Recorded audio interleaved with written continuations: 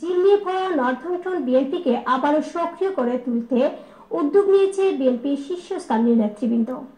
খুব শীঘ্রই নর্থম্পটন বিএনপির কমিটি দেওয়া হবে জানিয়েছে যুক্তরাজ্যের বিএনপির সভাপতি এম এ মালিক। বিস্তারিত জানাচ্ছেন আমাদের নর্থম্পটন প্রতিনিধি আকবর আলী।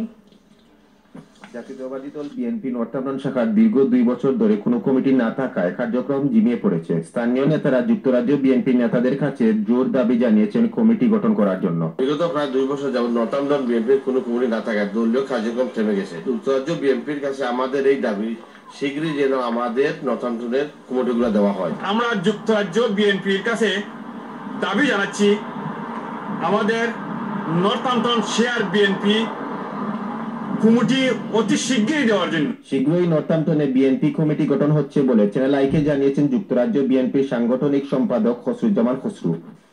একটি কমিটিকে ভেঙে দুটি কমিটি করা খুবই ইজি, কিন্তু দুটি কমিটিকে ভেঙে এক কমিটি করা খুবই টাফ। আমি যতটুকু জানি গত 2 বছর অনেক চেষ্টা করেও নর্থম্পটনে একটি কমিটি করা যায় নাই।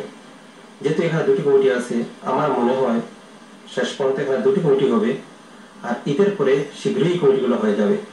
নর্থম্পটন টাউন ও নর্থম্পটন শায়ার বিএনপির কমিটি গঠন শীঘ্রই হবে বলে চ্যানেল আইকে জানিয়েছেন যুক্তরাজ্য বিএনপির সভাপতি এম এ মালিক।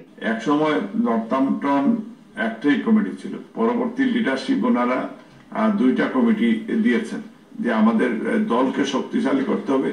নর্থম্পটন শেয়ার এবং নর্থম্পটন টাউন আলাদা আলাদা 2টা কমিটিকেই শক্তিশালী করে গণতান্ত্রিক অধিকার আদায়ের আন্দোলনে আপনারা এগিয়ে আসবেন।